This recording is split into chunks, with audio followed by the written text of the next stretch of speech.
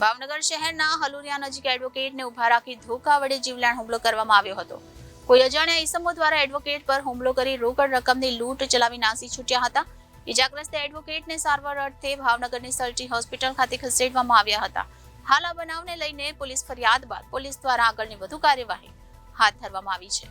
ભાવનગરમાં અવારનવાર હત્યા, લૂંટ અને ચોરી જેવા બનાવો સામે આવતા હોય છે. ત્યાં જીવલેણ હુમલાની ઘટનામાં પણ સતત વધારો થઈ રહ્યો છે અને પોલીસની કામગીરી સામે પણ અનેક સવાલો ઉઠી રહ્યા છે. ત્યાં ભાવનગર એડવોકેટ પર જીવલેણ હુમલો કર્યાની ઘટના પ્રકાશમાં આવી છે. મળતી માહિતી મુજબ ભાવનગર શહેરના હલુરિયા નજીક એડવોકેટને ઉભા રાખી ધોકા વડે જીવલેણ હુમલો કરવામાં આવ્યો હતો. વેદરાજસિંહ પુષ્પરાજસિંહ જાડેજા નામના એડવોકેટ પર હુમલો કરવામાં આવ્યો હતો. કોઈ અજાણ્યા ઈસમો દ્વારા એડવોકેટ પર હુમલો કરી રોકડ રકમની લૂંટ ચલાવી હતી. ઇજાગ્રસ્ત એડવોકેટને સારવાર અર્થે ભાવનગરની સર્ટી હોસ્પિટલ ખાતે ખસેડવામાં આવ્યા હતા. એડવોકેટને મારવાની વાતને લઈને સર્ટી હોસ્પિટલ ખાતે તમામ એડવોકેટ દોડી આવ્યા હતા. હાલ તો આ બનાવને લઈને પોલીસ ફરિયાદ નોંધવામાં આવી છે અને પોલીસ ફરિયાદ બાદ પોલીસ દ્વારા આગળની કાર્યવાહી હાથ ધરવામાં આવશે.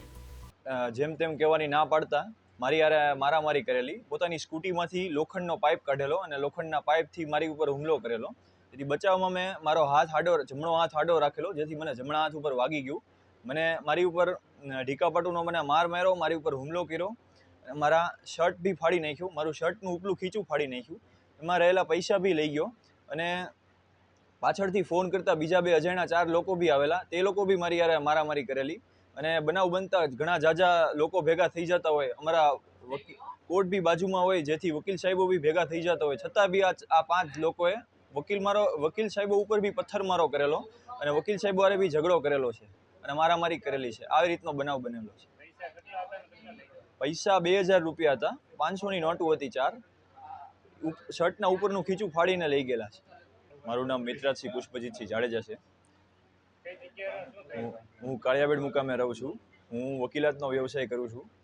આજરોજ 2 વાગે હું જ્યારે કોર્ટેથી જ્યારે મારા ઘરે જતો હતો રિસેસ દરમિયાન, ત્યારે 2 વાગે હલુરિયા ચોક પાસે એક અજાણ્યો માણસ મારી સામે આવેલો, જેથી મને લાંબા ટૂંકા હાથ કરીને ચાલુ ગાડીએ કહેવા લાગેલો.